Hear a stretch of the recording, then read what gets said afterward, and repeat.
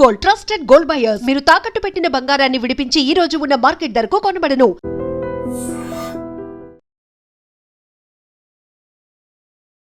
Hello guys, welcome back to iDream Media. మీలో ఎంతమందికి తెలుసు, ఇండియాలోనే కాదు ప్రపంచం మొత్తం మీద కూడా బ్రెస్ట్ క్యాన్సర్ అనే దానికి కారణం వల్లే ఎక్కువ మంది అమ్మాయిలు చనిపోతున్నారు అనేది.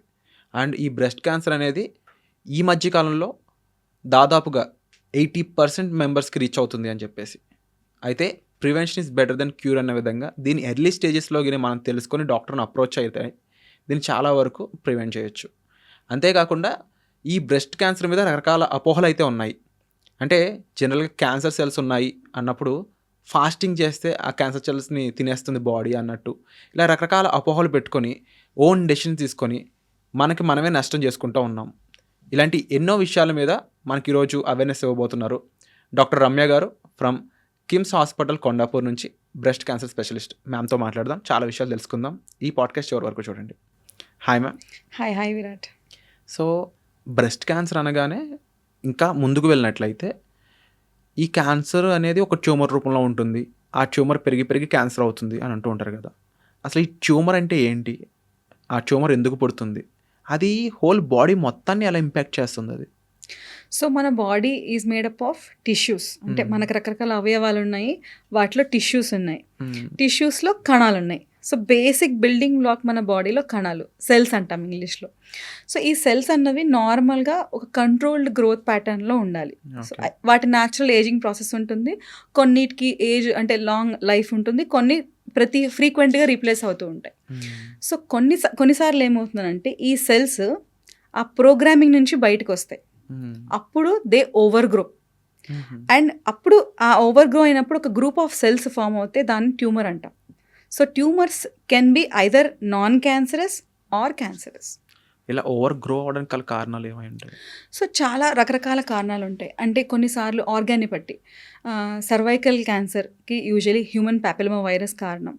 సో అలాగే కొన్ని గ్యాస్ట్రిక్ అంటే స్టమక్ క్యాన్సర్స్కి సివియర్ అసిడిటీ కానీ కొన్ని జెనెటిక్ కండిషన్స్ ఉండొచ్చు.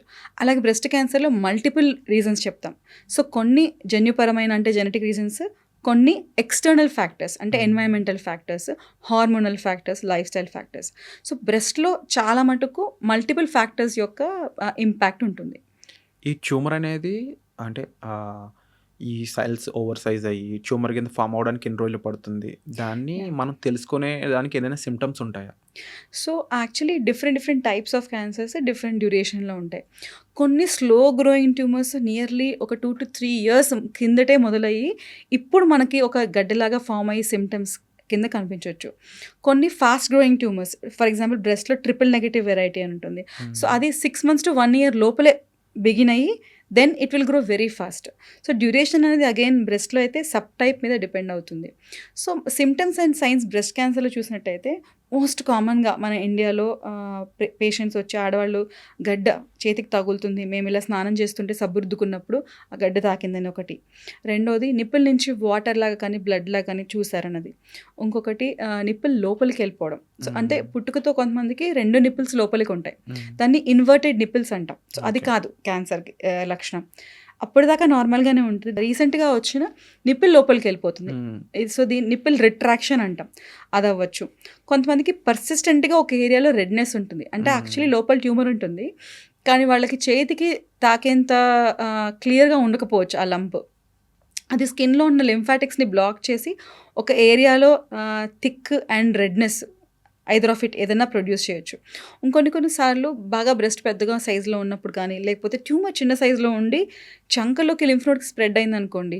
సో ఆడవాళ్ళు చూసుకున్నప్పుడు వాళ్ళకి లింఫ్ నోడ్స్లో చంకల్లో కూడా గడ్డలాగా తెలియచ్చు. సో ఇవన్నీ science and symptoms of breast cancer. But ఇవన్నీ కూడా డెవలప్ అవ్వాలి అని అంటే మనకు యాక్చువల్లీ చాలా టైం పడుతుంది. ఆ 1 year లోపు యాక్చువల్లీ క్యాన్సర్ లోపల ఉన్నా బ్రెస్ట్లో ఉన్నా సరే సిమ్టమ్స్ అన్నవి ఏవి ఉండకపోవచ్చు కూడా. అంటే ఈ ట్యూమర్ అనేది వచ్చిన 1 year వరకు తెలియదు అని మీరు అంటున్నారు కదా. ఈ మధ్యకాలంలో సిమ్టమ్స్ అండ్ సైన్స్ ద్వారా వాళ్ళు డాక్టర్ని కన్సల్ట్ చేసినా చేయకపోయినా కానీ వాళ్ళకి తెలిసే సిమ్టమ్స్ అనేవి ఆ గడ్డ ఎంతవరకు ఉంది ఏంటి అనేది. ఈ విషయం పక్కన పెడితే ఈ ట్యూమర్ అనేది ఈ దశలో బాడీలో ఏ ఆర్గాన్స్ని ఇంపాక్ట్ చేయడానికి ఎక్కువ స్కోప్ ఉంటుంది. న్యూరాన్స్ మైండ్‌కి సంబంధించిన విషయాలను ఏమైనా ఇంపాక్ట్ చేయడానికి ఎక్కువ స్కోప్ ఉంటుందా? సో, యాక్చువల్లీ బాడీలో ఎలా గ్రో అవుతుంది అనేది అగైన్ బ్రెస్ట్‌లో మనకి సబ్ టైప్ మీద డిపెండ్ అవుతుంది. Even triple negative variety even 5 millimetres ఉన్నా సరే చంకలో ఉన్న లింఫ్ నోడ్స్‌కి స్ప్రెడ్ అవ్వచ్చు. వెరీ రేర్‌లీ ఒక సెంటీమీటర్, 1.5 సెంటీమీటర్ ఉన్న ట్యూమర్స్ అదర్ బాడీ పార్ట్స్‌కి వెళ్ళొచ్చు. బట్ జనరల్లీ ఏంటంటే ట్యూమర్ సైజ్ పెరిగే కొద్దీ ఒక 3-4 సెంటీమీటర్స్ దాటిన తర్వాత అగ్రెసివ్ సబ్ టైప్ అయితే కనుక అప్పుడు అదర్ బాడీ పార్ట్స్‌కి వెళ్తుంది. సో న్యూరాన్స్‌ని స్పెసిఫిక్‌గా అఫెక్ట్ చేస్తుందనంటే ఒకవేళ బ్రెయిన్‌కి స్ప్రెడ్ అవుతే అప్పుడు డెఫినెట్‌గా మనకి బ్రెయిన్ రిలేటెడ్ సిమ్టమ్స్ వస్తాయి. బట్ స్పెసిఫిక్‌గా మీరు అంటే పేషెంట్‌కి ఇంకేమన్నా సిమ్టమ్స్ తెలుస్తాయా? ఈ బ్రెస్ట్‌లో సిమ్టమ్స్ కాకుండా వాళ్ళకి ఏదైనా అవేర్‌నెస్ వస్తుందని అదే అడుగుతున్నారు. అలా అయితే కనుక ఏది తెలీదు. సో మనకలా తెలీదు కాబట్టే సిమ్టమ్స్ అండ్ సైన్స్ లేకున్నా సరే ఇయర్లీ వన్స్ స్కాన్ చేసి చెక్ చేయించుకోవాలి. ప్రతి ఒక్కరు కామన్‌గా ఈ టెస్ట్ యాహ్! చేయించుకోవాలి. అయితే ఈ ట్యూమర్ ఏదైతే ఉందో ఇది ఓవర్ గ్రోన్ సెల్స్ అని మీరు అంటూ ఉన్నారు కదా! ఈ సెల్స్ అనేవి మిగిలిన బ్లడ్ సెల్స్‌ని గానీ లేకపోతే అసలు ఈ సెల్స్ ఎలా బతికుంటాయి? జనరల్‌గా డెడ్ సెల్స్ కాదు ఇవి. వెరీ మచ్ అలైవ్ సెల్స్ అని వెరీ మీరు మచ్ ఒకసారి అలైవ్ అన్నారు. సెల్స్. ఇవి బ్లడ్ సెల్స్‌ని గానీ వాటితో ఎలా ఇంటరాక్ట్ అవుతాయి. ఇంటరాక్ట్ అవుతా ఉంటాయి. అండ్ హ్యూమన్ బాడీలో అక్కడ ఉన్న ప్లేస్ నుంచి అది తన ఓవర్ పవర్ ఎలా చూపిస్తా ఉంటుంది? సో మనకి నేను ఇందాక మీకు మనం మాట్లాడుకుంటున్నప్పుడు చెప్పాను. సో సెల్స్ అన్నవి చాలా ప్రోగ్రామింగ్ ఫాలో అవుతూ ఉంటాయి normal body cells. So tumour అన్న వర్డ్ కన్నా మనం క్యాన్సర్ అన్న వర్డ్ వాడదాం. ఎందుకంటే okay. Tumour benign non cancerous అవ్వచ్చు, క్యాన్సరస్ కూడా అవ్వచ్చు. సో నేను స్పెసిఫిక్‌గా చెప్పేది ఏంటంటే క్యాన్సర్ క్యాన్సర్ గురించి. ట్యూమర్. క్యాన్సర్. సో క్యాన్సర్‌లో ఆ సెల్స్ ఫస్ట్ కెపాసిటీ ఏమొస్తదంటే వాటికి అవి ప్రోగ్రామింగ్ అంటే న్యాచురల్ ప్రోగ్రామింగ్ ఒకవేళ అవి అవుట్ ఆఫ్ కంట్రోల్ గ్రోత్ ఎక్కువ అవుతున్నాయనంటే బాడీ వాటిని న్యాచురల్ డెత్ మెకానిజం అపోప్టోసిస్ అంటాం. దానిలోకి తీసుకెళ్ళడానికి ట్రై చేస్తుంది. బట్ ఈ సెల్స్ ఏంటంటే because of some genetic mutations ఆ సెల్ లోపల ఉన్న DNA కొన్ని చేంజెస్ మార్పుల వల్ల అది ఆ న్యాచురల్ డెత్ మెకానిజంని ఎస్కేప్ అవుతుంది. So escaping apoptosis first thing. రెండోది ఏంటంటే అది తన ఓన్ న్యాచురల్ గ్రోత్ సిగ్నల్స్ని తయారు చేసుకోగలుగుతారు. కొన్ని tumours they can manufacture or they can get support from growth signals అవంతట అవే. ఇమ్యూనిటీ మన body immunity suppress growth signals suppress చేద్దాం అనుకుంటే వాటిని కూడా ఎస్కేప్ అయ్యి ఓవర్కమ్ చేస్తుంది. సో ట్యూమర్ తన ఓన్ బ్లడ్ సప్లై కూడా ఇండ్యూస్ చేసుకుంటుంది. ఓకే. నియో యాంజియోజెనసిస్ అంటాం. ఇది ఎలా పాసిబుల్ అవుతుంది? సో అగైన్ ఆ జన్యుపరమైన మార్పులు సో రకరకాల జీన్స్ ఉంటాయి మన every cell of the body. So coding అనేది సేమ్ ఉంటుంది. సపోజ్ ఒక ఎక్స్ మ్యూటేషన్ బ్రెస్ట్ గ్లాండ్ సెల్లో వస్తే బ్రెస్ట్ క్యాన్సర్ వస్తుంది. అదే ఎక్స్ మ్యూటేషన్ ఒవేరియన్ సెల్లో వస్తే బ్రెస్ట్ క్యాన్సర్ రాదు అక్కడ. వేరే అక్కడ ఏమి రాకపోవచ్చు కూడా. సో మన హోల్ బాడీలో ఉన్న సెల్స్ అన్నిట్లోనూ సేమ్ DNA ప్రోగ్రామింగ్ ఉంటుంది, జీన్స్ సేమ్ ఉంటాయి. సో బ్రెస్ట్ గ్లాండ్ సెల్స్లో గ్రోత్ కి ఇండ్యూస్ చేసే ఏ రిలేటెడ్ జీన్స్ ఉంటాయో వాటిల్లో కనుక మార్పు వస్తే ఇలాంటి పాసిబిలిటీస్ ఉంటాయి. సో ఇవే కాకుండా క్యాన్సర్ సెల్స్ ఏంటంటే ఒక చోటు నుంచి అంటే మనకి వేలు ఊడిపోవట్లేదు, ఇక్కడే అతుక్కుని ఉంది, అవును. అంతే కదా. సో ఎలా? Because cell binding, cell to cell adhesion అంటాం. Cell to cell adhesion molecules ఒక సెల్ ఇంకో సెల్కి అతుక్కుని అలాగే ఉండాలి. సో ఇవేంటంటే అక్కడి నుంచి డిస్కోహెసివ్ అంటే ఒక సెల్ ఇంకో సెల్కి అతుక్కునే ఆ నేచర్ని కూడా అవి ఓవర్కమ్ చేసి ఒక చోటి నుంచి బ్లడ్లో కానీ లింఫాటిక్స్లో కానీ చేరి అక్కడి నుంచి వేరే ఆర్గన్స్కి వెళ్ళి అక్కడ మళ్ళీ సర్వైవ్ అవుతాయి. అక్కడ వాటికి కావాల్సిన నెసరీ ఎన్వైరన్మెంట్ క్రియేట్ చేసుకుని అక్కడ సర్వైవ్ అవుతాయి. హ్యూమన్ బాడీ పనిచేసే న్యాచురల్ సిస్టమ్ని పాడు చేస్తుంది, ఆ సిస్టమ్ని బ్రేక్ చేస్తుందని చెప్పొచ్చా? అంటే ఈవెన్చువల్లీ అవుతుంది. బట్ అవేంటంటే న్యాచురల్ కంట్రోల్స్ అన్నిటిని they escape and they go out of control, grow out of control and spread to other parts. Not only అది స్ప్రెడ్ అవ్వడమే కాకుండా సపోజ్ లంగ్కి వెళ్ళింది అనుకోండి, ఆ లంగ్లో కూడా సర్వైవ్ అవుతాయి క్యాన్సర్ సెల్స్. ఓకే. మనం అదే కనుక natural normal breast gland tissue తీసుకెళ్ళి లంగ్లో పెడితే అక్కడ గ్లాండ్ టిష్యూ సర్వైవ్ అవ్వదు. కానీ ఈ క్యాన్సర్ సెల్స్ అవంతటా అవే దే హ్యావ్ దట్ కెపాసిటీ అక్కడికి వెళ్ళి వాటి ఓన్ గ్రోత్ సిగ్నల్స్ వాటి ఓన్ బ్లడ్ సప్లై క్రియేట్ చేసుకుని అక్కడ సర్వైవ్ అవుతాయి. మనం ఎందుకు భయపడుతున్నాం అసలు క్యాన్సర్ అంటే? బికాస్ ఒక చోటి నుంచి ఇంకో చోటికి స్ప్రెడ్ అయ్యి అక్కడ కూడా గ్రో అయ్యి అల్టిమేట్లీ మన అదర్ ఆర్గాన్స్ని టేక్ ఓవర్ చేసి షట్ డౌన్ చేసే నేచర్ క్యాన్సర్కి ఉంటుంది కదా. So that is the difference cancer సెల్స్కి. అంటే ఈ క్యాన్సర్ సెల్ మన బాడీలో వేరే ఆర్గాన్ దగ్గర కూడా బ్రతకగలిగే అంటే అక్కడ ఆ సిస్టమ్ దానికి ఎలా ఏర్పడుతుంది? ఇది బియాండ్ సైన్స్ అడుగుతున్నానా లేకపోతే దీనికి సంబంధించిన it's reasoning very much part of science. ఆ కెపాసిటీ వచ్చేదే జెనెటిక్ మ్యూటేషన్స్ వల్ల. ఓకే. అంటే నేను ఇందాక చెప్పాను కదా, కొన్ని జీన్స్ ఉన్నాయి మనకి. సో గ్రోత్ జీన్స్ ఇంతే గ్రోత్ అవ్వాలి అని ఒక ప్రోగ్రామింగ్ ఉంటుంది. ఈ సెల్స్లో ఈ చేతి వేళ్ళు ఆ ఇన్హిబిషన్ అంటే మనకి ఏదైతే కంట్రోల్ ఉంటుందో ఆ కంట్రోల్ని అవి ఎస్కేప్ అవుతాయి because of genetic mutations. So ఆ సెల్లో ఆ మ్యూటేషన్ ఎందుకు వచ్చింది అని అంటే అగైన్ మల్టిపుల్ ఫ్యాక్టర్స్. కొంతమందికి ఫెమిలియల్గా ఉంటుంది, అంటే వాళ్ళకు పుట్టుకతోనే వాళ్ళ అన్ని సెల్స్లోనూ BRCA1 ఆర్ 2 ఆ మ్యూటేషన్స్ ఉండొచ్చు, ఆర్ P53 మ్యూటేషన్స్ ఉండొచ్చు. వీళ్ళకి ఏంటంటే ఆల్రెడీ ఆ క్యాన్సర్ డెవలపింగ్ టెండెన్సీ అనేది ఉంటుంది. సో వీళ్ళకి చిన్న చిన్న ఎన్వైరన్మెంటల్ ఇన్సల్ట్స్తో కూడా వాళ్ళకి తొందరగా క్యాన్సర్ వస్తుంది. అదే 95% మంది బ్రెస్ట్ క్యాన్సర్ పేషెంట్స్కి ఇలాంటి జెనెటిక్ మ్యూటేషన్స్తో ఏం పుట్టరు. వీళ్ళకి ఏంటంటే ఓవర్ టైం మల్టిపుల్ ఇన్సల్ట్స్ అన్నవి అక్యుములేట్ అయ్యి ఆ ఒక్కొక్క మార్పు అక్యుములేట్ అయ్యి ఫైనలీ ఆ సెల్ క్యాన్సర్ సెల్ కింద తయారవుతుంది. ఇప్పుడు ఈ క్యాన్సర్ సెల్స్ అనే వాటికి సిమ్టమ్స్ చూసుకున్నా లేకపోతే ఈ సిమ్టమ్స్ కన్నా ముందు కారణాలు చూసుకుందాం. ఏ కారణాల వల్ల ఈ క్యాన్సర్ సెల్స్ అనేవి ఎక్కువగా వస్తూ ఉంటాయి అనేది. అంటే బిఫోర్ దట్ బ్రెస్ట్ క్యాన్సర్ అనే దానికంటే కూడా క్యాన్సర్ సెల్స్ రావడానికి ఆ ట్యూమర్ అయి ఉండొచ్చు. ఇది వీటన్నిటికీ రీజన్స్ చూసుకుంటే అదర్ దెన్ జీన్స్ ఇంకా ఎటువంటి ఫ్యాక్టర్స్ ఎక్కువగా ఇంపాక్ట్ చేస్తున్నాయి? సో కామన్గా అన్ని క్యాన్సర్స్ని మనం చూసినట్టయితే ఈ మధ్య కాలంలో బాగా ఎఫెక్ట్ అవుతుంది ఏంటంటే life style factors. Sedentary life అంటే మనం ఒకప్పుడు బాగా ఫిజికలీ యాక్టివ్ ఉండేవాళ్ళం, అండ్ రైట్ నౌ వెయిట్ అన్నది కరెక్ట్గా ఉన్నా సరే ఫిజికలీ యాక్టివ్గా లేని వాళ్ళకి. So that is one thing.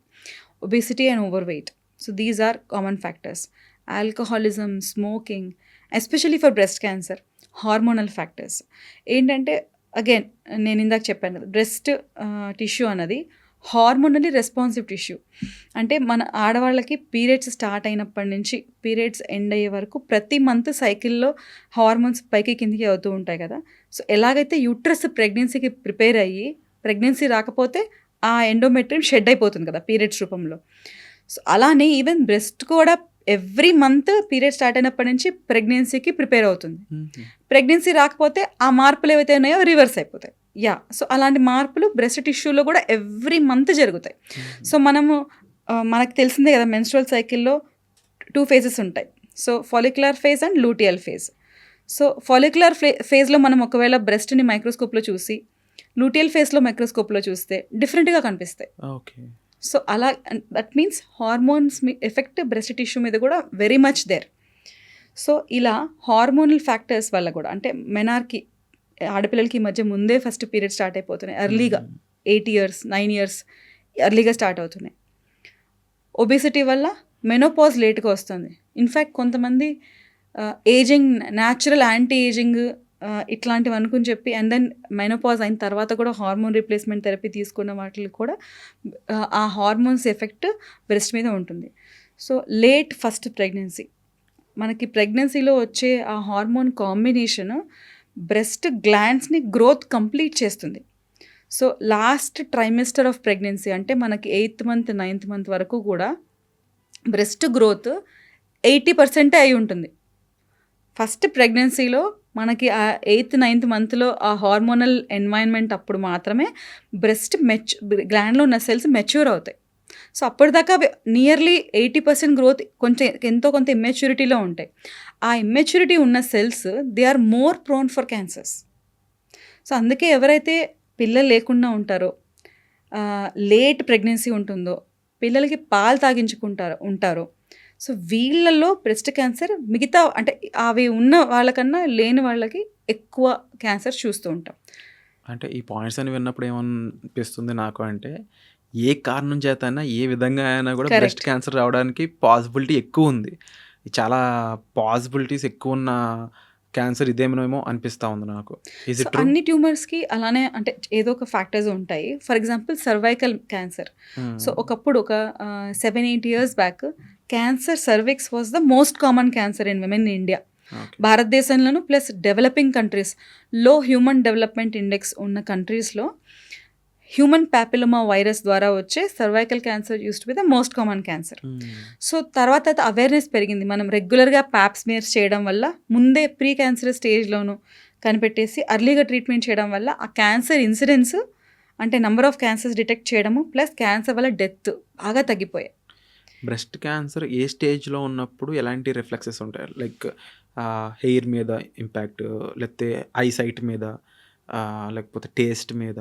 Is it No. నేను చెప్పినట్టు ఈ విధంగా ఉంటుందా ఉండదా? సో వెరీ వెరీ లేట్ స్టేజెస్లో బ్రెయిన్ స్పెసిఫిక్ ఆ సెంటర్స్ ఎఫెక్ట్ అయితే తప్ప మీరు చెప్పిన హెయిర్ ఫాల్ కానీ లేకపోతే టేస్ట్ ఎఫెక్ట్ అవ్వడం కానీ వాళ్ళకి బ్రెయిన్ ఫాగ్ కానీ ఇట్లాంటి సిమ్టమ్స్ అన్ని బ్రెస్ట్ క్యాన్సర్ సిమ్టమ్స్ కానే కాదు. కీమోథెరపీ వల్ల హెయిర్ ఫాల్ అనేది మనం చూస్తాం. That is a part of the treatment side effect. ఒకసారి కీమోథెరపీ అంటే ఏంటో తెలుసుకుందాము. దానికి ముందు ఈ బ్రెస్ట్ క్యాన్సర్ అనేదాన్ని ఎంతవరకు డేంజరస్గా చూడవచ్చు, లేదంటే ఎంతవరకు దీన్ని ట్రీట్ చేయగలిగే క్యాన్సర్ కింద చూడవచ్చు? So it's a very good question. So మనకి దీని ద్వారా అర్థమైంది ఏంటంటే అన్ని క్యాన్సర్స్ ఒకటి కాదు. For example thyroid cancers, breast cancers same కాదు. ఎంబీబీఎస్ మెడికల్ స్కూల్లో టీచింగ్ చేస్తున్నప్పుడు ప్రొఫెసర్స్ చాలా కామన్గా చెప్పేది ఏంటంటే మనకి ఒకవేళ ఒక శాపం ఉండి ఒక క్యాన్సర్ రావాల్సిందే, ఒకటి చూస్ చేసుకోండి అని అంటే పాపిలరీ థైరాయిడ్ క్యాన్సర్ చూస్ చేసుకోండి అని చెప్తారు. ఎందుకంటే it's a very very slow growing cancer and surgery చేసి అప్రోప్రియేట్ ట్రీట్మెంట్ చేస్తే దానివల్ల డెత్ అన్నది చాలా చాలా rare. But versus breast cancer కొంచెం అగ్రెసివ్. అంటే అగైన్ సబ్ టైప్స్ ఉంటాయి. సర్వైవల్ రేట్స్ ఈ మధ్య కాలంలో బాగా పెరిగాయి. అంటే ఒక 20 ఏళ్ళకి క్రితం కంపేర్ చేస్తే ఇప్పుడు క్యాన్సర్ వస్తే ట్రీట్మెంట్ తీసుకుంటే సర్వైవ్ అవ్వడం బాగా పెరిగింది సర్వైవల్ రేట్స్. బట్ కానీ as a type of cancer it is a bit aggressive. ఇప్పుడు ఈ బ్రెస్ట్ క్యాన్సర్ ఏదైతే ఉందో అంటే లైక్ ఫర్ ఎగ్జాంపుల్ 100 లేడీస్ ఉంటే ఎంతమందికి రావడం స్కోప్ ఉంటుంది? సో ఇండియాలో అంటే డిఫరెంట్ కంట్రీస్లో డిఫరెంట్ రేట్స్ ఉన్నాయి. అట్ ప్రెజెంట్ 2022 డేటా ప్రకారం ప్రతి 24-27 మంది ఆడవాళ్ళల్లో ఒక్కళ్ళకి బ్రెస్ట్ క్యాన్సర్, అంటే సుమారుగా 100 మందిలో 4 కానీ 5 మందికి కానీ ఇండియాలో వస్తుంది. అదే మనం వెస్ట్రన్ కంట్రీస్ చూస్తే ఇట్స్ మోర్ కామన్. ప్రతి 8-12 మంది ఆడవాళ్ళలో ఒక్కళ్ళకి వస్తుంది. డిఫరెన్స్ ఏంటి రెండు country? So again life style factors, especially breast క్యాన్సర్కి ఏంటంటే మనం అన్ని అల్టిమేట్లీ కనెక్ట్ చేస్తే వచ్చే కారణం ఏంటంటే the way we started living our lives. Okay. Sedentary lifestyle అనొచ్చు, లేకపోతే ఒబేసిటీ అనొచ్చు, హార్మోనల్ ఫ్యాక్టర్స్. అగైన్ నేను ఇందాక చెప్పినట్టు పిల్లలు పీరియడ్ స్టార్ట్ అవ్వడం, మెనార్కీ ఎర్లీ అయింది కూడా అగైన్ వీటి వల్లే. మెనోపాజ్ లేట్గా అవ్వడం కూడా ఒబేసిటీ వల్లనే. అండ్ అగైన్ నేను ఇందాక హార్మోన్ రీప్లేస్మెంట్ థెరపీ అని చెప్పాను. సో అదేంటంటే కొంతమందికి మాత్రమే మనకి మెనోపాజ్ అయిన తర్వాత సివియర్ హాట్ ఫ్లాషెస్, అంటే కొంతమందికి బాగా ఒళ్ళు వేడెక్కినట్టు కొన్ని సిమ్టమ్స్ వస్తాయి, మెనోపాజ్ సిమ్టమ్స్. సెలెక్టివ్గా అలాంటి వాళ్ళకి మాత్రమే హార్మోన్ రీప్లేస్మెంట్ థెరపీ ప్రిస్క్రైబ్ చేస్తే బెటర్. బట్ ఒకప్పుడు ఏంటంటే ఒక 10 years బ్యాక్ చాలామందికి కామన్గా ఈవెన్ మైల్డ్ సిమ్టమ్స్ ఉన్న, మెనోపాజ్ సిమ్టమ్స్ ఉన్నా సరే they use to prescribe hormone replacement therapy in western countries, awareness ఎక్కువ ఉండడం వల్ల. బట్ ఉమెన్స్ హెల్త్ ఇనిషియేటివ్ అని ఒక 16,000 మంది ఆడవాళ్ళల్లో ఒక ప్రాపర్ ర్యాండమైజ్డ్ కంట్రోల్ ట్రయల్ చేసిన తర్వాత మనకు తెలిసింది ఏంటంటే మోర్ దాన్ 5 years ఇలా ఎక్కువ హార్మోన్ రీప్లేస్మెంట్ థెరపీ తీసుకునే వాళ్ళకి కంపేర్ చేస్తే డెఫినెట్గా తీసుకున్న వాళ్ళకి బ్రెస్ట్ క్యాన్సర్ రేట్స్ పెరిగాయి. Again that comes under life style and everything ultimately is somehow Poynting towards మనందరి మైండ్ సెట్, మనందరి life style, environment has changed. So but అంటే ఇంకా ప్రూవ్ అవ్వలేదు. బట్ లాట్ ఆఫ్ మనకి బాడీలో ఏదైనా మార్పు రావాలంటే ఐదర్ మనం బాడీలో ఎంటర్ అవ్వడం ఆర్ ఎక్స్పోజర్, మన ఎన్వైర్న్మెంట్ ఎక్స్పోజర్, ఇంతే కదా. మన చేంజ్ అయ్యేది ఫుడ్, వాటర్, ఎయిర్. కాకపోతే మనం ఎక్స్పోజ్ అయ్యే రేడియేషన్. సో ఇవి కాకుండా ఇంకేం ఎఫెక్ట్ చేస్తాయి మనల్ని? సమ్ చేంజెస్ అఫ్కోర్స్ చాలా సైంటిఫిక్ స్టడీస్ ఇంకా జరుగుతూ ఉన్నాయి. అంటే పెస్టిసైడ్స్ అవ్వచ్చు, ఈస్ట్రోజన్ లాంటి కెమికల్స్ మన ఎన్వైర్న్మెంట్లో పెరిగిపోయాయి. ఫర్ ఎగ్జాంపుల్ కాస్మెటిక్స్ ఉన్నాయి. సో కాస్మెటిక్స్లో పారాబెన్స్ అని మనం వాటిని ప్రిజర్వేటివ్స్ లాగా వాడాలి. సో ఆ ప్రిజర్వేటివ్స్ లాగా వాడితే ఆ మాలిక్యూల్స్ అవి మన ఈస్ట్రోజన్ మాలిక్యూల్కి సిమిలర్గా ఉండి బ్రెస్ట్ని స్టిమ్యులేట్ చేస్తున్నాయి. మనం ఇందాక ఏమనుకున్నాం, హార్మోన్స్ ఎఫెక్ట్ బ్రెస్ట్ టిష్యూ మీద ఉంటుంది అనుకున్నాం. ఈ మాలిక్యూల్స్ ఏంటి, ఈస్ట్రోజన్ లాగా బ్రెస్ట్ టిష్యూని ఎఫెక్ట్ చేస్తున్నాయి. వాటిని గ్జీనో ఈస్ట్రోజన్స్ అంటాం. అంటే those which are not in our body but behave like female hormones. Xeno అంటే from outside our body. So అంటే వినే కొద్దీ ఏమనిపిస్తుంది అంటే any kind of factor in any world can impact breast cancer అనేటట్టే ఉంది. అంటే కర్ణుడి చావుకి 100 కారణాలు అన్నట్టుగానే ఉంది మన తెలుగులో చెప్పాలి అంటే. But end of the day ఇంకొక అవేర్నెస్ క్వశ్చన్ ఏంటి అంటే, యాజ్ ఎ డాక్టర్గా మీరు ఏం చెప్తారు? ఏ ఏజ్ నుంచి ఈ బ్రెస్ట్ క్యాన్సర్ మీద చెకప్ అయి ఉండొచ్చు, అవేర్నెస్ పాయింట్స్ తీసుకోవడం అయి ఉండొచ్చు చేయాలంటారు? So ideally in ideal world 18 years age నుంచి ప్రతి ఆడవాళ్ళు మగవాళ్ళు అందరూ, నాట్ ఓన్లీ విమెన్, ఈవెన్ మగవాళ్ళలో ప్రతి 100 బ్రెస్ట్ క్యాన్సర్లో 1 మేల్ అయి ఉండొచ్చు. సో ఫస్ట్ పాయింట్ ఏంటి అంటే మగవాళ్ళకి కూడా బ్రెస్ట్ క్యాన్సర్ వస్తుంది. 100% రావచ్చు, బట్ అన్కామన్. అంటే 100 బ్రెస్ట్ క్యాన్సర్ పేషెంట్స్ తీసుకున్నామంటే 99 or 98 would be women, 1 or 2 maximum would be males. So వాళ్ళు కూడా గడ్డ తగలడం కానీ అది ఇది కెన్ గడ్డ తగలడం అండ్ దెన్ నిప్పులు లోపలికి వెళ్ళిపోవడం. మెన్లో బ్రెస్ట్ టిష్యూ ఎక్కువ ఉండదు కాబట్టి లంప్ ఈజీగా తగలొచ్చు. And at the same time ఎక్కువ బ్రెస్ట్ టిష్యూ లేదు కాబట్టి స్ప్రెడ్ కూడా ఫాస్ట్గా, చంకలో లింఫ్ నోడ్స్కి స్ప్రెడ్ కూడా ఫాస్ట్గా అవుతుంది. So after 18 years every man and women breast cancer గురించి అవేర్నెస్ అయితే ఉండాలి డెఫినెట్గా. అబ్బాయిల్లో కేసెస్ రేర్గా ఉన్నా కానీ స్ప్రెడ్ చాలా ఫాస్ట్గా ఉంటుంది, తొందరగా అవుతుంది. సో వీళ్ళలో జెనెటిక్ కండిషన్స్ ఎక్కువ కామన్గా ఉంటాయి. మనం ఇందాక ఏమనుకున్నాం, 100 బ్రెస్ట్ క్యాన్సర్ కేసెస్లో 90-95% ఆర్ నాట్ జెనెటిక్. అంటే family not genetic in the sense ఫెమిలియల్గా ఉండవు, ఫ్యామిలీలో రన్ అవ్వవు. చాలా కామన్గా అడిగేది ఏంటంటే మా ఇంట్లో ఎవరికి లేదండి, నాకే వచ్చింది, నాకు ఎలా ఉంటుంది క్యాన్సర్ అనే టైప్లో అడుగుతారు. Yes, that is a natural thing to think. కానీ మన ఫ్యామిలీలో ఉంటే మాత్రమే మనకి బ్రెస్ట్ క్యాన్సర్ రావాలి అన్నది అపోహ. సో 5-10% మందికి మాత్రమే ఫ్యామిలీస్లో రన్ అవుతాయి. కాకపోతే మేల్ బ్రెస్ట్ క్యాన్సర్స్లో జెనెటిక్ కారణాలు అంటే ఫ్యామిలీలో రన్ అయ్యే కారణాలు ఎక్కువ శాతం మందిలో ఉంటాయి వాళ్ళకి. అండ్ దెన్ మగవాళ్ళకి లివర్ డిజీజెస్, కొన్ని స్పెసిఫిక్ లివర్ డిజీజెస్ ఉన్న వాళ్ళకి, కొన్ని ఎథ్నిసిటీస్ అంటే ఆఫ్రికన్ ఎథ్నిసిటీ వాళ్ళకి బ్రెస్ట్ క్యాన్సర్ కొంచెం మిగతా వాళ్ళకన్నా కామన్గా ఉంటుంది. 18 years ఏజ్ తర్వాత అని చెప్పాను కదా. సో అందరూ అవేర్నెస్ ఉంటే మరి వాళ్ళందరూ కూడా స్క్రీనింగ్ చేయించుకోవాలా. మనం సింపుల్గా ఇంట్లో ప్రతి మంత్ మనం ఒకటి చేయొచ్చు. That is called as breast self examination. So it's a very very very important thing. So breast self examination అంటే రొమ్ము స్వీయ పరీక్ష. ఆడవాళ్ళు మగవాళ్ళు ఎవ్రీ మంత్ వాళ్ళ ఓన్ హ్యాండ్స్ తోటి బ్రెస్ట్ని ఎగ్జామిన్ చేసుకుని ఏమైనా అనుమానమైన, అంటే ఇందాక నేను చెప్పినట్టు గడ్డల్లాగా కానీ, నిప్పులు లోపలికి వెళ్ళిపోవడం కానీ, నిప్పుల నుంచి వాటర్ లాగా బయటికి రావడం కానీ, పర్సిస్టెంట్గా రెడ్గా ఒక ఏరియా ఉండడం కానీ, స్కిన్ మనకి ఆరెంజ్ తొక్కలాగా గట్టిగా అవ్వడమైనట్టు అని ఇట్లాంటివైనా కనిపిస్తే వెంటనే డాక్టర్ దగ్గరికి రావాలి. సో ఎవరు చేయాలి, ఎప్పుడు చేయాలి? సో నేను ఇందాక చెప్పినట్టు ఆఫ్టర్ 18 years ఆడవాళ్ళు పీరియడ్స్ రెగ్యులర్గా వస్తున్న వాళ్ళైతే పీరియడ్స్ అయిపోయిన 5 to 10 days ఈ టైంలో బ్రెస్ట్ని ఎగ్జామిన్ చేసుకోవాలి.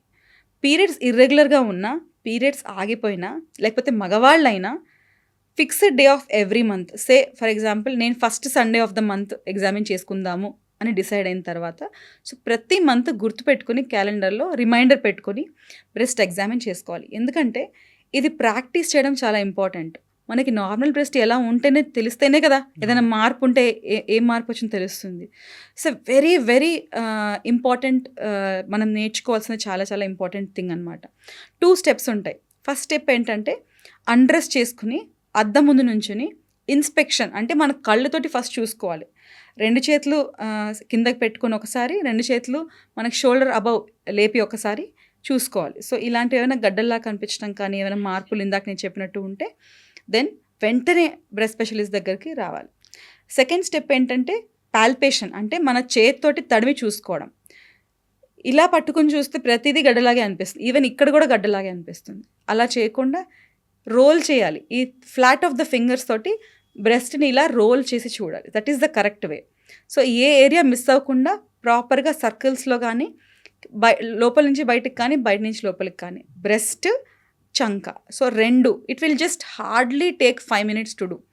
ఇలా మనం స్క్రీనింగ్ ఏజ్ వచ్చే వరకు కూడా బ్రెస్ట్ సెల్ఫ్ ఎగ్జామినేషన్ చేసుకోవచ్చు. సో స్క్రీనింగ్ అన్నది మనం, అంటే నేను ఇందాక చెప్పినట్టు క్యాన్సర్ సిమ్టమ్స్ రాకముందే కూడా మనం టెస్ట్ చేసుకోవాలి. That is called as screening.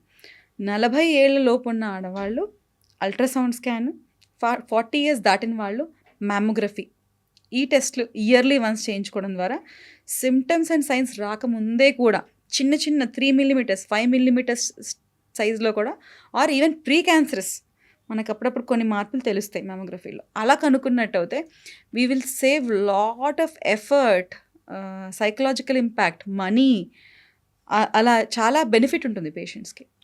ఒక్కసారి ఈ బ్రెస్ట్ క్యాన్సర్ ఉంది అని తెలిసాక లైక్ మీ క్లినిక్కి వచ్చాక టెస్ట్స్ అన్ని పాజిటివ్ వచ్చాక ట్రీట్మెంట్ ప్రొసీజర్ ఏ విధంగా ఉంటుంది?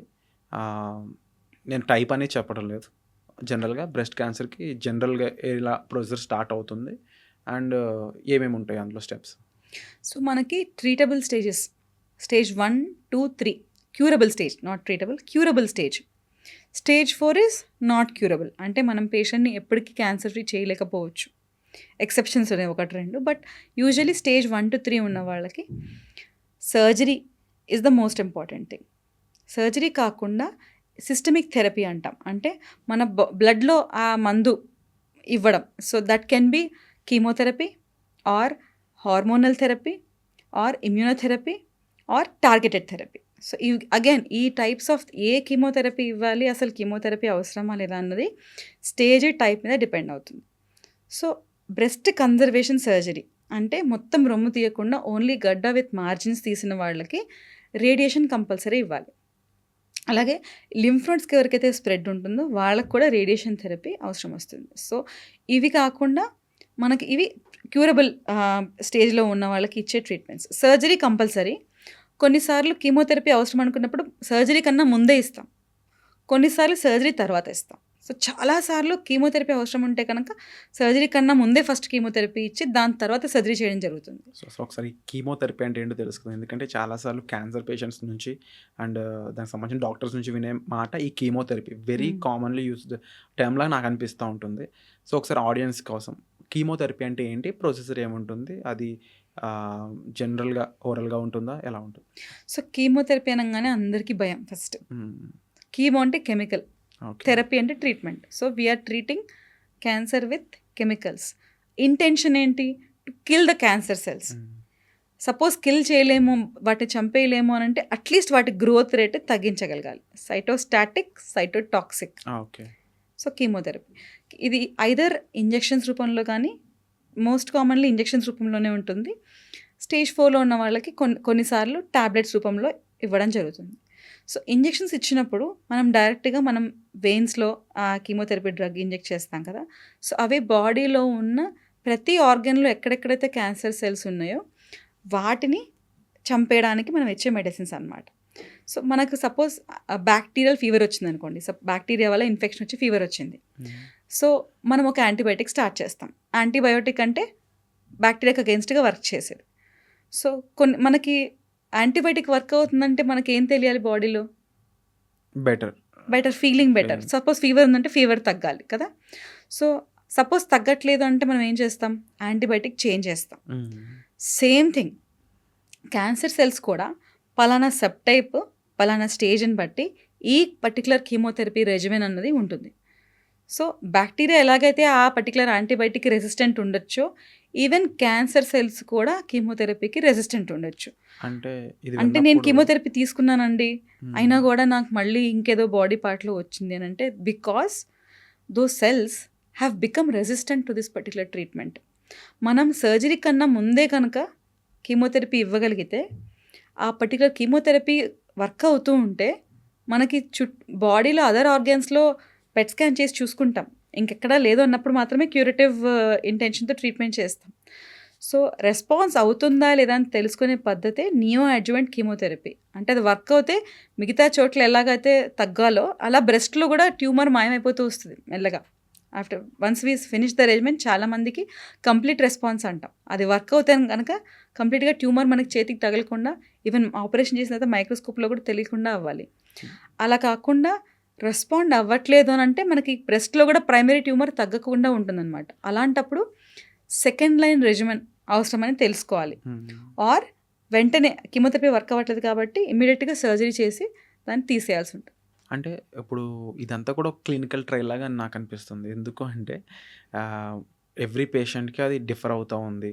అగైన్ కీమోథెరపీలో కూడా టెస్ట్ చేసి అది వర్క్ అవుతుందా అవ్వట్లేదా, అంటే ఇప్పుడు ఒక ఫీవర్ వచ్చింది, బాడీ హీట్ అవుతూ ఉంటుంది, క్రోసిన్ వేసుకున్నారు, కూల్ అయింది, కామ్ అయింది బాడీ. ఇట్లా కాకుండా మనం కీమోథెరపీలో మీరు ఇంజెక్షన్ అనొచ్చు, లేకపోతే ఇచ్చాక అది వర్క్ అవుతుందో లేదో కూడా ఇండివిజువల్గా సో మీరు తెలుసుకోవాల్సి యాక్చువల్లీ ఉంటుంది. అడిగిన క్వశ్చన్ చాలా రెలవెంట్. క్లినికల్ ట్రయల్ కాదు, మనకు ఆల్రెడీ క్లినికల్ ట్రయల్స్ అయ్యి గైడ్ లైన్స్ వచ్చేస్తాయి. అంటే పిఆర్ HER2 నెగిటివ్ ఉంటే, సపోజ్ ట్రిపుల్ నెగిటివ్ అయితే ఇది ఫస్ట్ లైన్ కీమోథెరపీ, ఇది వర్క్ అవ్వకపోతే ఇది కూడా యాడ్ చేయొచ్చు. సపోజ్ ఇంత Ki-67 ఇండెక్స్ ఉంటే మనకి పలానా ప్లాటినం కాంపౌండ్స్ కూడా వర్క్ అవుతాయి, ఈ ఏజ్ ఉంటే వర్క్ అవుతాయి అని మనకు ఆల్రెడీ క్లినికల్ ట్రయల్స్ అయ్యి గైడ్ లైన్స్లో వచ్చిన తర్వాతనే ఆ ట్రీట్మెంట్ పేషెంట్స్కి ఇవ్వడం జరుగుతుంది. Clinical trial setting completely different. అంటే మనం ఒక మందుని ఏదైనా నిజంగా ఇది పని చేస్తుందా లేదా అని టెస్ట్ చేసే పద్ధతి క్లినికల్ ట్రయల్స్. ఆ క్లినికల్ ట్రయల్స్ అని అయిన తర్వాత అవి ఎఫెక్టివ్ అని ప్రూవ్ అయిన తర్వాత మాత్రమే పేషెంట్స్కి ఆ ప్రొఫైల్ని బట్టి ఇవ్వడం జరుగుతుంది. బట్ ఈ పేషెంట్లో అది 100% అట్లానే వర్క్ అవ్వాలి అన్నది కూడా గ్యారంటీ లేదు. సో బట్ చాలా మటుకు వర్క్ అవుతుంది. వర్క్ అవ్వని కేసెస్ ఎన్ని ఉండే ఛాన్స్ ఉంది? వర్క్ అవ్వనప్పుడు అంటే పర్సంటేజ్ చెప్పడం అగైన్ డిఫరెంట్ సినారియోస్, మనకి చాలా పర్మిటేషన్స్ అండ్ కాంబినేషన్స్ వస్తాయి. వర్క్ అవ్వనప్పుడు ఇమీడియట్లీ సర్జరీ చేయడం కానీ, అంటే క్యూరేటివ్ పేషెంట్ స్టేజ్లో ఉన్న పేషెంట్స్కి, ఆర్ సెకండ్ లైన్ ఉంటాయి డిఫరెంట్ సబ్ టైప్స్కి, ఆ సెకండ్ లైన్కి షిఫ్ట్ అవ్వడం కానీ జరుగుతుంది. సో క్యాన్సర్ క్యూరబుల్ స్టేజ్లో ఉన్నప్పుడు అంటే లాస్ట్ ఆప్షన్ ఏంటి, సర్జరీ అయినా? సర్జరీ అయితే క్యూరబుల్ స్టేజ్లో కంపల్సరీ చేయాల్సిందే. సర్జరీ లేకుండా అయితే క్యూరేటివ్ స్టేజెస్లో ప్రస్తుతానికి బ్రెస్ట్ క్యాన్సర్ ట్రీట్మెంట్ అనేది లేదు. అంటే కంప్లీట్గా క్యాన్సర్ రిమూవల్ అనేది సర్జరీ ద్వారానే పాసిబుల్ అవుతుంది. కరెక్ట్. ప్రైమరీ ట్యూమర్లో మనకు బ్రెస్ట్లోను చంకలోను curative final treatment surgery only. అందరికీ కానీ సర్జరీ అయినంత మాత్రాన మొత్తం మాస్టెక్టమీ చేయాలి అన్నదేమీ లేదు. చాలాసార్లు మనం బ్రెస్ట్ని సేవ్ చేసి ఓన్లీ ఆ ట్యూమర్ని కూడా తీయచ్చు. అండ్ చంకల్లో కూడా ముందే స్ప్రెడ్ అయి ఉంటే యాక్సిలరీ క్లియరెన్స్ అంటాం, అంటే లింఫ్ నోడ్ డిసెక్షన్ మొత్తం చేస్తాం. అలా కాదు, స్ప్రెడ్ అవ్వలేదు, N0 స్టేజ్లో ఉంది అని అంటే సెంటినల్ నోడ్ బయాప్సీ అని చేస్తాం. అంటే ఆపరేషన్ టైంలో మనం ఒక డై ఇంజెక్ట్ చేసి ఏ ఫస్ట్ లింఫ్ నోడ్కి స్ప్రెడ్ అవుతుందో ఆ పర్టికులర్ లింఫ్ నోడ్ని మనం ఆపరేషన్ టైంలోనే తీసి during surgery it self we will look at it under microscope. It is called as frozen analysis, frozen section analysis. So అప్పుడే మనం యాక్చువల్లీ చంకలోకి స్ప్రెడ్ అయిందా, మనకి సపోజ్ స్కాన్ల ద్వారా తెలియట్లేదండి, N0 అంటే స్ప్రెడ్ అన్నట్టుగా అనిపించట్లేదు, కానీ కన్ఫర్మ్ చేసుకోవాలి అని అంటే డ్యూరింగ్ సర్జరీ డై ఇచ్చి we take those lymph nodes and then examine under microscope. It is called as frozen analysis. ఇప్పుడు క్యూర్ చేయలేని స్టేజ్లో ఉన్న వాళ్ళ గురించి మాట్లాడుకుందాం. వీళ్ళ స్టేజ్లో అంటే ఈ ట్రీట్మెంట్ అనేది వర్కౌట్ అవుతుంది అని మీకు ఏదైనా గైడ్లైన్స్ ఉన్నాయా? యా, డెఫినెట్గా. సో స్టేజ్ 4లో కూడా అగైన్ మనకి బ్రెస్ట్ క్యాన్సర్లో oestrogen receptor, progesterone receptor, HER2 neu, Ki-67 ఈ 4 ఫ్యాక్టర్స్ అందరికీ కామన్గా చేస్తాం. సో ఈ 4 ఫ్యాక్టర్స్ ప్రకారం అండ్ వాళ్ళ సిమ్టమ్స్ ఏంటి, కొంతమంది స్టేజ్ 4 వాళ్ళు నార్మల్గా ఉంటారు, అసలు చూడడానికి వీళ్ళకి ఏదైనా రోగం ఉందా అనేటట్టుగా ఉంటారు. కొంతమంది స్టేజ్ 4 వాళ్ళకి బాగా డిజీజ్ బర్డెన్ ఎక్కువ ఉండడం వల్ల ఆయాసం, డిపెండ్స్ ఆన్ ద ఆర్గన్, వాళ్ళకి సిమ్టమ్స్ ఉంటాయి. సో ఏ సబ్ టైపు వాళ్ళకి సిమ్టమ్స్ ఏమున్నాయి వీటిని బట్టి ట్రీట్మెంట్ ఉంటుంది. మన ఇంటెన్షన్ ఆఫ్ ట్రీట్మెంట్ ఏంటి, ప్రొలాంగింగ్ ద లైఫ్. అంటే ఎంత సాధ్యమైతే అన్ని ఏళ్ళు వాళ్ళ లైఫ్ ప్రొలాంగ్ చేయడం. అండ్ దెన్ సపోర్టివ్ ట్రీట్మెంట్, అంటే ఒకళ్ళకి బాగా లంగ్స్లో నీరు చేరిపోయి వాళ్ళకి ఆయాసం ఎక్కువ వస్తుంది అనుకోండి, మనం ఆ లంగ్లోంచి వాటర్ తీస్తే they will feel comfortable.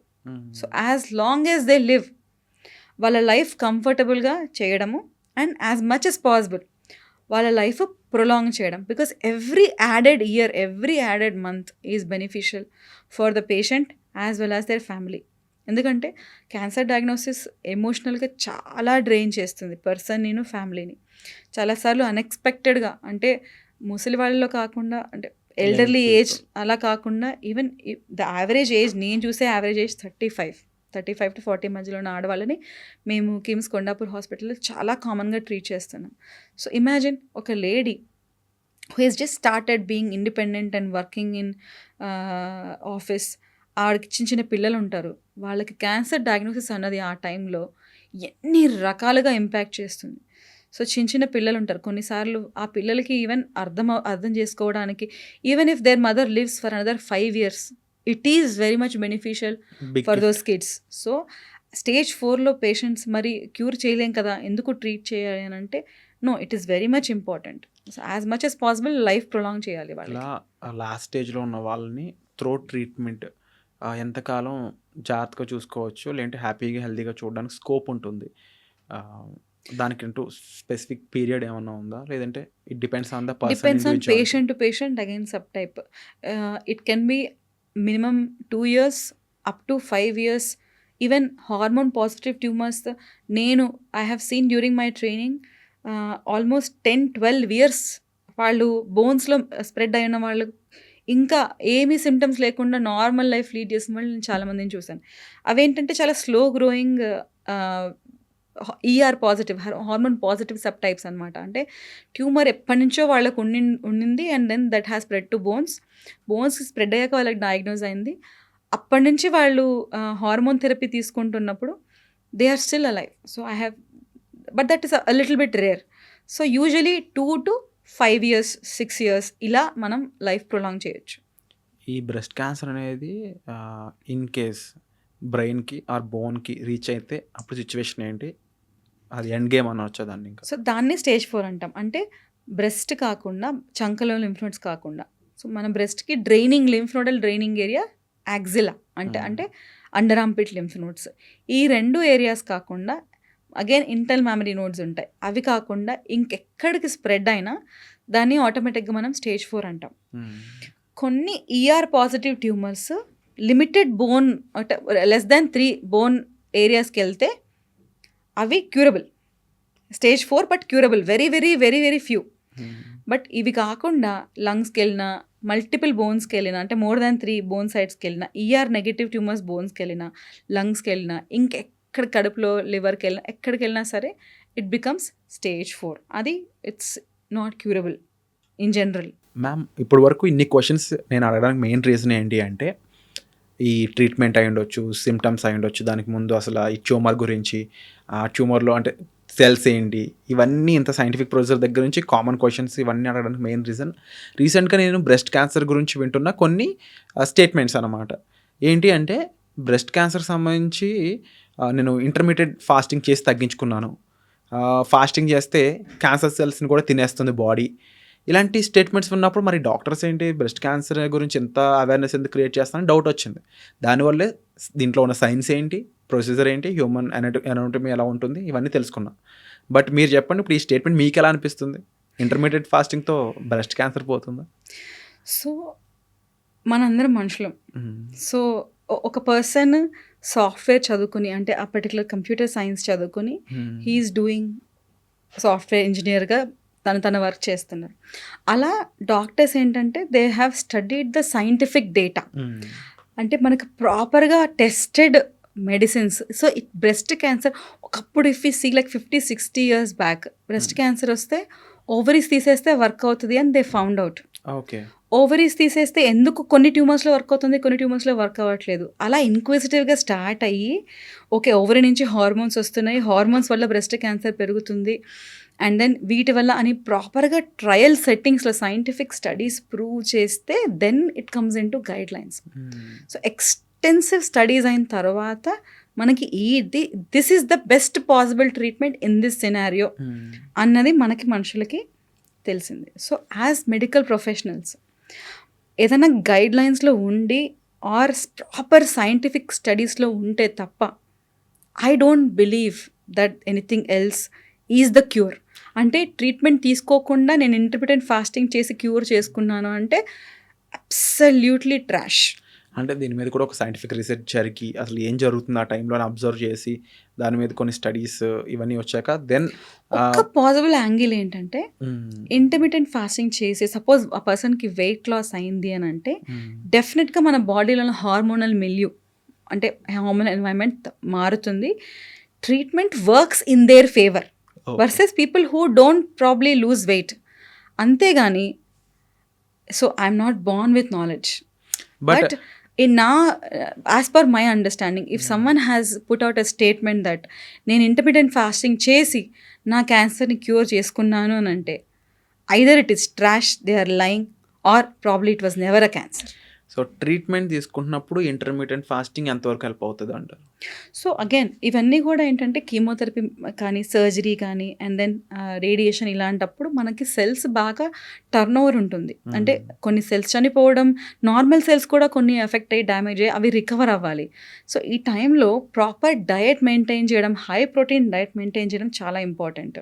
And especially diabetes ఇట్లాంటి కండిషన్స్ ఉన్నవాళ్ళు డెఫినెట్గా వెయిట్ లాస్ ఆ టైంలో ట్రై చేయడం అనేది కొంచెం I think it's a bit not recommended. Yes, once the treatment acute treatment period is over, వాళ్ళు ఆ treatment then they may choose intermittent fasting to probably lose wait.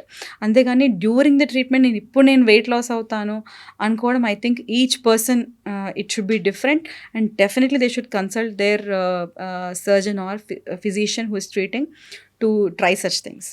అంటే ఏదైనా సరే ఒక డాక్టర్ కన్సల్టేషన్తో చేయడం బెటర్. Definitely. First thing. ఇప్పుడు నేను చెప్పే ఇంకో స్టేట్మెంట్ ఏం చేస్తుందంటే, ఏంటి ఇలా కూడా జరుగుతుందా అని క్వశ్చన్ మీ నుంచి రావచ్చు బహుశా. ఆడియన్స్ కూడా కాస్త స్టన్ అవ్వచ్చు. అంటే there is a study, mythical study అని అనుకోవచ్చేమో బహుశా. మెంటల్గా మనం కొన్ని బిలీవ్ చేస్తే జరుగుతాయి అన్నట్టు. రీసెంట్గా వెస్ట్రన్ కల్చర్ నుంచి వచ్చిన కొన్ని విషయాలు ఏంటి అంటే, నువ్వు మేనిఫెస్ట్ చేయగలిగితే బాడీలో ఉన్న ఫిజికల్ ఇష్యూస్ని సాల్వ్ చేసుకోవచ్చు. ఎగ్జాంపుల్, ఈ ట్యూమర్ని, ఈ క్యాన్సర్ని కూడా నువ్వు బలంగా అనుకుంటే క్యూర్ చేసుకోవచ్చు అనేది. ఇలా జరిగిన కేసెస్ కూడా ఉన్నాయని చెప్పేసి కొన్ని కేస్ స్టడీస్ కూడా చెప్తున్నారు. లైక్ బోన్ మ్యారో అనేది డిస్ఫంక్షన్ అయినప్పుడు త్రో మేనిఫెస్టేషన్, త్రో నీ బ్రెయిన్ స్కిల్స్, నీ థాట్స్, పవరు, దాంతో హీ క్యూర్డ్ సంథింగ్ అని చెప్పేసి. So is it works in breast cancer అని క్వశ్చన్ అడుగుదాం అనుకుంటున్నాను. It's very very pertinent, very important question. ఇక్కడ ఫస్ట్ నేను 2 స్టేట్మెంట్స్ చెప్తాను. Even God doesn't help who don't help themselves, first thing. Second thing ఏంటంటే, there is a psychological basis for every physical disease. So మనకి ఎట్లయితే medical science ఉందో, psychology ఏం చెప్తుందంటే ప్రతి ఫిజికల్ డిసీజ్కి ఒక సైకలాజికల్ బేసిస్ ఉంటుంది. Okay, so first statement meaning ఏంటంటే, సపోజ్ ఒక పర్సన్ ఒక lady breast cancer, same stage, same subtype, same age, అంతా సిమిలర్ ఉందనుకుందాం. ఆ లేడీ విల్ పవర్ బాగా ఉందనుకుందాం. అంటే so she's very much positive and చెప్పిన ట్రీట్మెంట్ టైంకి తీసుకుని, సో షీఈ్ ఫాలోయింగ్ ఎవ్రీథింగ్ పాజిటివ్గా, నేను బాగా బయటకు వస్తాను దీనిలో నుంచి అని అనుకుంటున్న ఒక లేడీ, అన్నీ సేమ్ ఉన్న ఇంకో లేడీ, నా వల్ల అవ్వద్దు, నేను చనిపోతాను అన్న మైండ్ సెట్లో ఇంకొక లేడీ. డెఫినెట్గా the lady who has more will power and who is positive will definitely have better outcomes. Okay, so but గుడ్డిగా I will not take any treatment, I will cure this through my manifestation అంటే మాత్రం I don't think it is practically possible. So for that the statement is, even God doesn't help who don't help themselves. So just because we are medical people, at least I definitely believe in God and I definitely believe in miracles curing. But miracle. How the miracle happens? You should let the miracle happen. Miracle is not by not undergoing treatment. Sometimes the miracle is through the surgeon whom you have met. Okay. A good surgeon who knows what to do. Sometimes there are precancerous conditions ఉన్నాయి, అవి టైంకి కనిపెట్టి అసలు ఆ పేషెంట్ని ప్రాపర్గా surgery చేసి అది తీస్తే అదే మిరకల్. ఏమీ చేయకుండా నేను ఇంట్లో కూర్చొని ధ్యానం చేస్తాను, నాకు క్యూర్ అవుతుంది అంటే even God will not help. Second thing, definitely there is a psychological basis for physical disease. So అది it's not just unproven, it's not a myth. There are lot of studies which show that chronic anxiety leads to certain diseases. So ఇట్లాంటివన్నీ డెఫినెట్గా those psychological basis, if we also work on those simultaneously, definitely there will be better outcomes. And ఇప్పుడు ఈరోజు మనం ఈ పాడ్కాస్ట్లో discuss చేసిన విషయాలు కాకుండా, is there any other thing that can cause breast cancer? So I think pretty much మనం అన్నీ మాట్లాడేసుకున్నాం. అంటే జెనెటిక్స్ మాట్లాడాము, హార్మోనల్ ఫ్యాక్టర్స్ మాట్లాడాము, అండ్ ఎన్వైరన్మెంటల్ ఫ్యాక్టర్స్. ఒక్కటి ఏంటంటే రేడియేషన్. ఒకటి చాలా టూ థింగ్స్ నేను, ఒకటి మ్యామోగ్రఫీ అండ్ బయాప్సీ, రెండింటి గురించి నేను కామన్ మిత్స్ గురించి చెప్తాను. సో మ్యామోగ్రఫీ అన్నది మనం చెస్ట్కి ఎట్లయితే ఎక్స్రే చేస్తామో అలా బ్రెస్ట్కి ఎక్స్రే చేయటం. ఇది ఒక it's a method to look at the breasts లోపల ఏమైనా ప్రాసెస్ జరుగుతుందా అని ప్రీ క్యాన్సరస్ కానీ క్యాన్సర్ కానీ చూసే ఒక టెస్ట్. సో చాలాసార్లు బ్రెస్ట్ ఈ టైంలో మ్యామోగ్రఫీ చేసేటప్పుడు స్క్వీజ్ చేస్తారు. సో ఏమైనా ట్యూమర్స్ ఉంటే అవి రప్చర్ అయిపోతాయి, ఆర్ మ్యామోగ్రఫీ చాలా పెయిన్ఫుల్, ఇట్లాంటి మిత్స్ వింటూనే ఉంటాం. ఒక వీడియో బాగా వైరల్ అయింది. ఒక పర్సన్ ఒక మీటింగ్లో ఇంత ప్రెషర్ పడుతుంది బ్రెస్ట్ మీద and then it is such a harmful thing అని అప్పుడు ఒక 1 year బ్యాక్ చాలా వైరల్ అయింది. It's an absolute myth. Breast is a 3-dimensional organ. దాన్ని 2D ఇమేజ్లో పెట్టడానికి or for that matter 3D imaging రావాలన్నా సరే mild compression, so proper trained technician ఉంటే mammography is definitely not painful. First thing. ఇంకోటి ఏంటంటే మ్యామోగ్రఫీ ఎక్స్రే కదా, so ఈ రేడియేషన్ వల్లనే బ్రెస్ట్ క్యాన్సర్ వస్తుంది అన్నది. సో 10,000 ఎక్స్రేస్ మ్యామోగ్రఫీస్ మనం చేస్తే ఒక పర్సన్కి నో 10,000 సపోజ్ 10,000 పీపుల్కి times mammography has been done.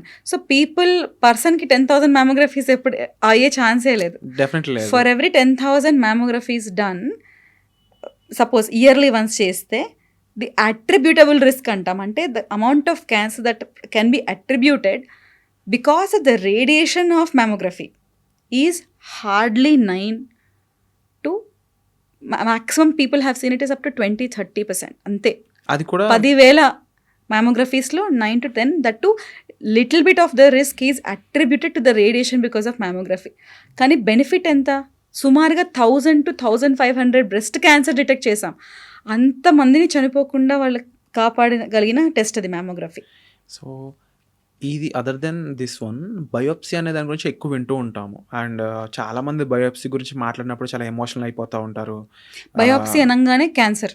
Same biopsy in layman's అంటే non medical people's minds biopsy ఎప్పుడు చేస్తారు అని అంటే ఇది క్యాన్సర్ అని అనుమానం ఉంటే మాత్రమే చేస్తారు. Again that is a myth. మనకి క్యాన్సర్ అయినా, బినైన్ ఫైబ్రోఅడినోమా అంటే నాన్ క్యాన్సరస్ ఫైబ్రోఅడినోమా అయినా, ఫిల్లోయిడ్స్ ట్యూమర్ అయినా సరే మనం బయోప్సీ ద్వారానే అది ఎటువంటిది అని 100% చెప్పగలుగుతాం.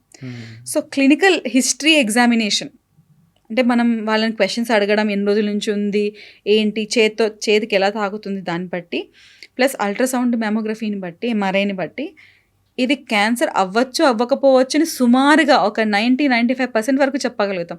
100% ఇది ఏంటి అని చెప్పాలి అని అంటే బయోప్సీ చేయాల్సిందే. సో ఈవెన్ నాన్ క్యాన్సరస్ పీపుల్కి కూడా బయోప్సీ అన్నది చేస్తాం. కానీ ఇంకొకటి ఏంటంటే ఓవర్ మెనీ డెకేడ్స్ ఈ మిత్ మాత్రం అసలు మన ఎస్పెషల్లీ ఇండియన్ బ్రెయిన్స్లో నుంచి కల్చరల్గా వెళ్ళలేదు. ఏంటి అని అంటే బయోప్సీ చేసినప్పుడు క్యాన్సర్ రప్చర్ అయ్యి ఇది వేరే చోటికి స్ప్రెడ్ అవుతుంది. ఎలా ఉంటుంది ప్రొసీజర్ అసలు బయోప్సీ అంటే? సో బయోప్సీ చేసిన మాత్రమే బ్రెస్ట్ క్యాన్సర్ వేరే చోటికి స్ప్రెడ్ అయిపోదు. మనం ఏమి చేయకున్నా సరే స్ప్రెడ్ అయిపోతుంది. And biopsy is the only way to confirm whether it is cancer or not and what type of cancer it is. So biopsy అంటే ఏంటంటే మనం ఆ గడ్డలో నుంచి ముక్కలు తీయడం, అంటే small bits. Surgical procedure? No it's non surgical.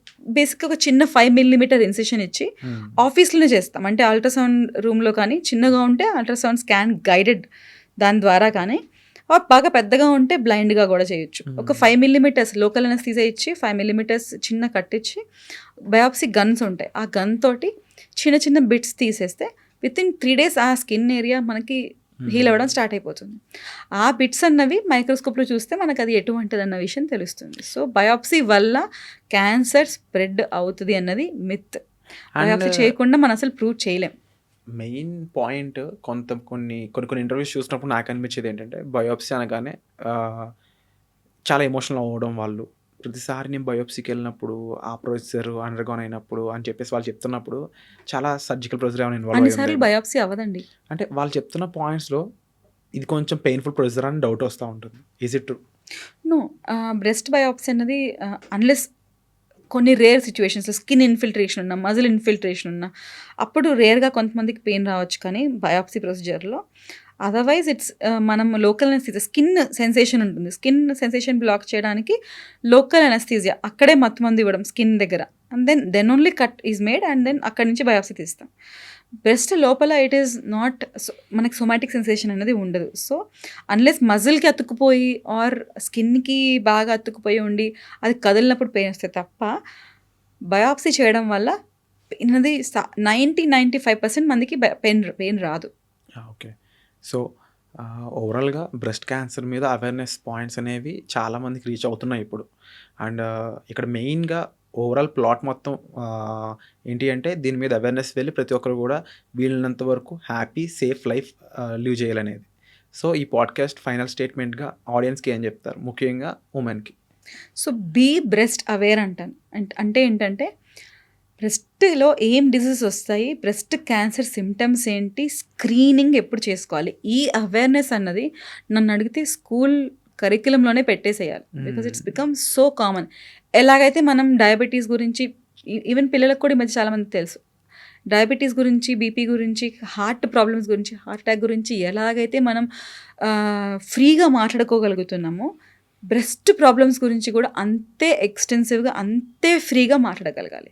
I think if kids start being aware of cancers, especially women being aware of breast cancer, I think then we can save ourselves from this breast cancer.